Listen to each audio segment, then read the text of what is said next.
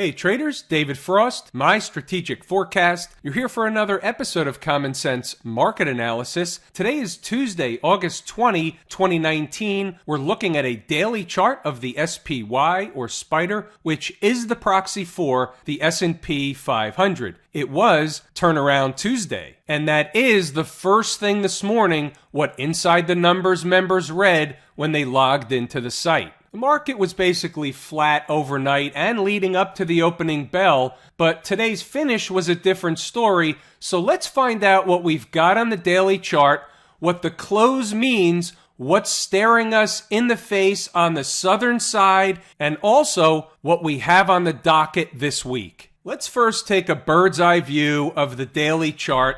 What do we have? What's the first thing that jumps out?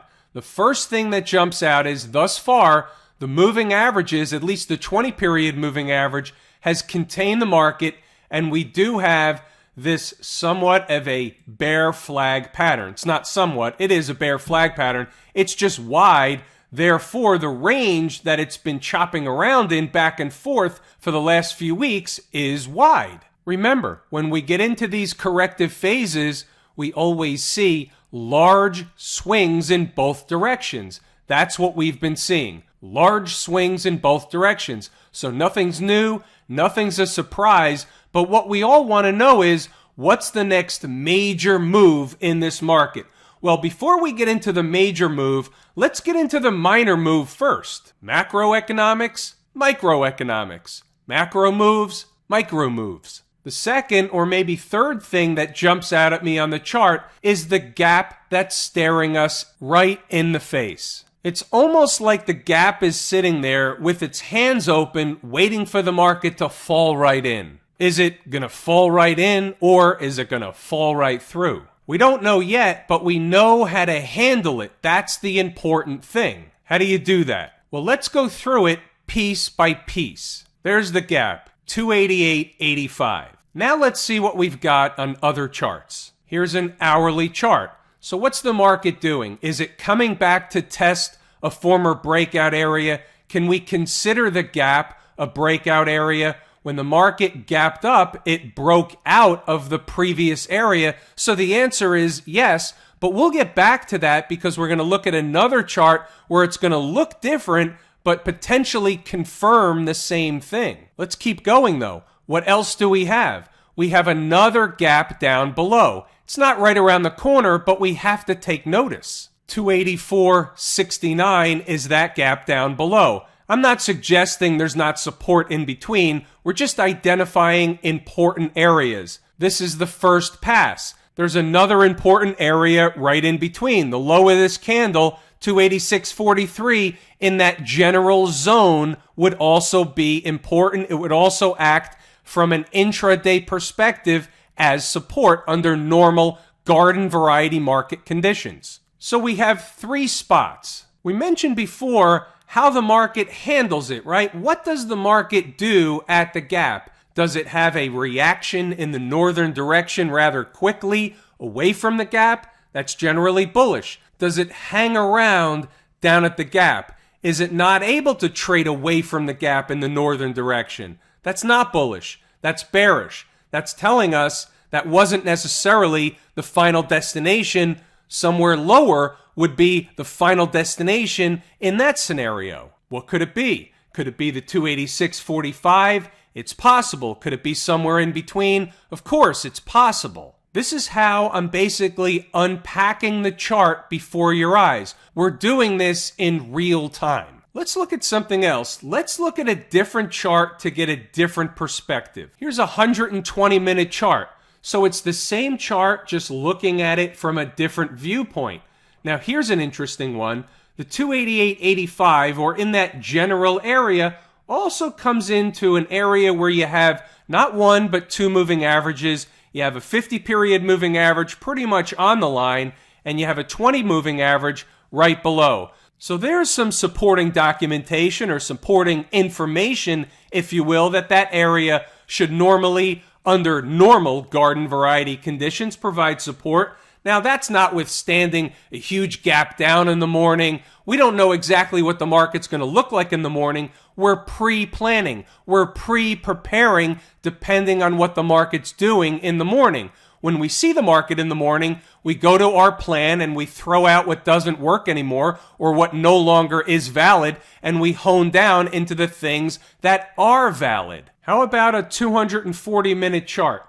Now, the 240-minute chart, the first level of support happens to be below its 20-period moving average. So if it were to get below and close a 240-minute candle below that moving average, that would be an indication that the market is weaker versus stronger. Not the bull case, but the bear case. Keep in mind, getting below is one thing, closing below is something different.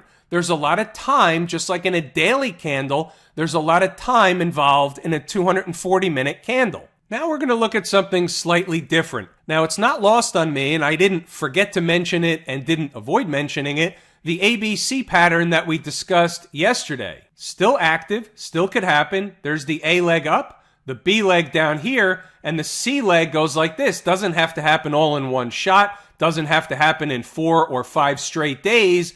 This is still a valid operating possibility. But that's not why I wanted to bring up the S&P E-mini futures chart. Couple of reasons. A, we start on the daily chart. Is this bullish or bearish? It's the same as the spider. It's not a bullish chart. Doesn't mean the market can't go higher. We'll get to that in a moment. But it's not a bullish chart. It is bearish at present. Now here's the pit session on the hourly chart of the S&P E-mini. Looks the same as the SPY. You see the gaps. The chart looks the same. However, if I take away the pit session only data, is it data or dater? Doesn't matter. I want all the information, and I see something that jumps off the screen at me. I see an operating market. The market is trading currently as I make this video. It's not the pit session. It's the electronic session. But what I see that's extra interesting is this area right down here. Here's the gap that we were discussing before. That comes in at around 28.91, 28.90, 28.92, in that general zone. That lines up with what we discussed in the SPY. Is that also a former breakout or former breakdown area? It is. It looks different, and it makes sense that under normal garden variety market conditions, the market would want to stop there at least to pay a visit for some period of time. Now that's basically the same. That's filling the gap. Nothing's really changed, but the view changes when you get below. Let's just say, for argument's sake, the market is on a hard sell and we blow through the gap. Where is the next destination? Well, look what we have here. We have a breakup candle low. So right here in this general area is a breakup candle low, and we want to identify exactly what price that is. So we'll just put a horizontal trend line there. It's in the general area of 28.70, 28.72, 28.71. That's the general zone. Does it line up with the lower trend line or the middle trend line? Don't get fooled. It lines up with the middle trend line. You have to do what? You have to do the numbers. And then when you take it one step farther, you'll notice that, and this comes right out of the Lazy E-mini Trader course, you'll notice that there's also other supporting information and reasons why those specific areas should, under normal garden variety market conditions, provide support. Back to the daily chart. Can the market just blow through everything and this is it and continue lower? Absolutely. It will happen at some point. But what's holding it up? What could possibly be holding it up between now and, let's say, a few days from now? Well, let's focus in on the fact that the central bankers from around the world are gathered in Jackson Hole, Wyoming. It's their annual boondoggle. They talk money, they talk economy, they talk whatever they want to talk about. They give speeches, they pat each other on the back, and they plan what's going to happen in the future. That's at least part of the objective. So as a result of this, we're expected to get a speech from Fed Chair Jerome Powell. What's he going to say? Who knows? But certainly his objective is not to say anything that would upset the apple cart, spook the market. You would expect him to try and have the opposite impact. Can he? Will he? We don't know, but it's something that we have to have in the back of our mind. It's one of the intangibles. It's the sixth man on the bench. And in terms of the SPY, that's pretty much everything I'm looking at near term. You have the gap down below. We know what happens if the gap doesn't hold, if we don't get a nice healthy reaction in the northern direction away from that gap. The daily chart certainly is trending downward. We're eventually going to get another leg down in the market. The question is, how long and what type of activity are we going to see from the bullish side of the camp? What do we see when we switch over to camp IWM? Do we see anything different? Not really. We see the same picture, only worse.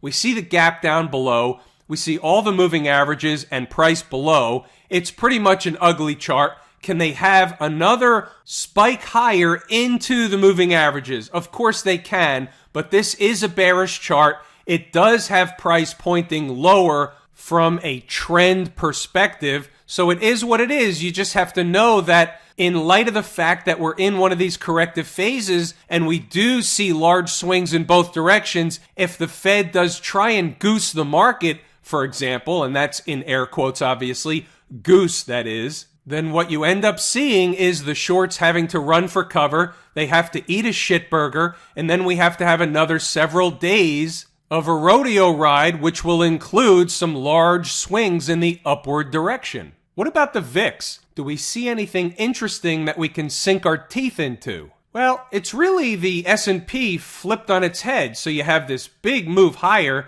and you have essentially a bull flag pattern that's developing here. Now, here's the trick. Are you going to be able to stay above on a closing basis yesterday's low? Because if you don't, you'll likely come back into the moving averages, potentially even lower. The VIX is wild.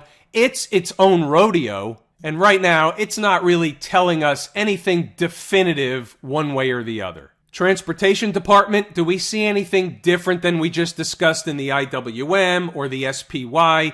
No, it's really the same routine, same story, different page, even the same chapter. They're all going to do it together. They're all going to either break the lows or they're all going to have another gasp higher on a Federal Reserve goosing exercise. And we don't know that's going to be it. That's only because I just mentioned the fact that they're in Jackson Hole. There is a speech coming on Friday. We can always have a goose event on China. Could be something else. We could have a goose event. That's the point. The main thing to realize is, and that we can't lose sight of, the trick, trap, fool, and frustrate crew is out and will continue to be out in full force. By the way, I forgot to make mention before, just taking a look at a shorter term intraday chart.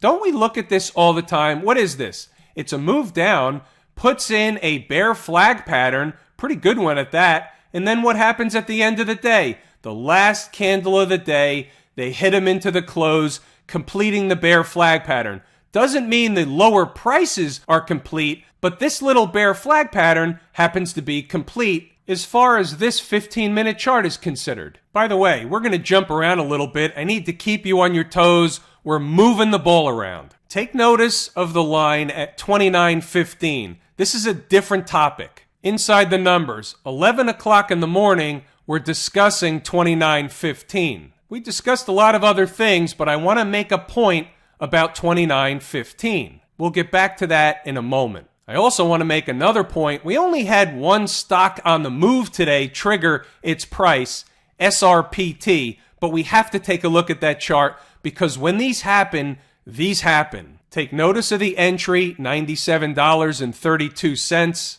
We'll get back to that one also. Now, we're back on a 5-minute chart of the S&P E-mini contract. Just so we can get our faculties, the vertical line represents the first 5-minute candle of the day. We're eyeballing 29.15. It's somewhat of a pivot. So inside the numbers, members are looking at 29.15 and they're saying, as long as the market's above there, we're okay. I know the range. I know where the next place is up top, where the next resistance area is. It's from important numbers, and I'm telling them all morning long. They also know below 29.15, no good. No good for the bulls. About 1:30 in the afternoon, 13:35 candle, 29.15 goes, and that's all she wrote. Below 29.15, we're looking at the gap. Now here's SRPT. It's kind of one of those you gotta be kidding me trades. For more than one reason. So take a look at where it closed the previous day. Yesterday's closing price, move it over a little bit so we don't get cut off. Yesterday's closing price, 120.31. Opening price today, 98.40. That's a pretty good haircut. The low of the day is 96.79. The number on the board, probably, 8:15 in the morning, was 97.32. Here's a 15-minute chart. Here's what happened at 97.32, slightly lower. Here's that low at 96.79. Immediately takes a rocket ride higher. Look at the high, 105.77. When we get these, and here's the best part. In the course, I teach a strategy where traders can turn trades like this, or part of a trade like this, into risk-free, emotionless trades, and at least get a big chunk of that kind of run or rocket ride higher. Back to the daily chart. The other thing is, how do you do that? How do you identify a price when a stock is gapping down like $22 at the open? How do you find that spot? You do three things. You watch these videos, you take the course at Lazy E-mini Trader, and you become a member of Inside the Numbers when you're ready, and that, my friends, is how you do it. We don't get trades like this every day, but we get trades like this. You've seen these before. All right, back in our lane, taking a look at the XLF. I told you we were moving the ball around the horn. You have to pay attention. There is something that jumps out of the chart at me in the XLF. What is it? We filled the gap. We closed below the gap. That's bearish. It's a puzzle piece. It's on the table. Remember what we always say about the financials. If the financials are going to melt away, it's a pretty good indicator the market's not going to go in the northern direction. It's just not going to happen. We have to keep our eye on the XLF. What do we see when we look at the SMH? Anything different? Anything different than we've seen on a lot of other charts? It's slightly different, but in the big scheme of things, it's still, at present, staring down at the gap. It should follow suit with the other markets. And that, my friends, is going to be a wrap. It's everything I wanted to and intended to discuss tonight. I just want to let you know that I appreciate each and every one of you. I'm David Frost, my strategic forecast. Thanks for tuning in for another episode of Common Sense Market Analysis.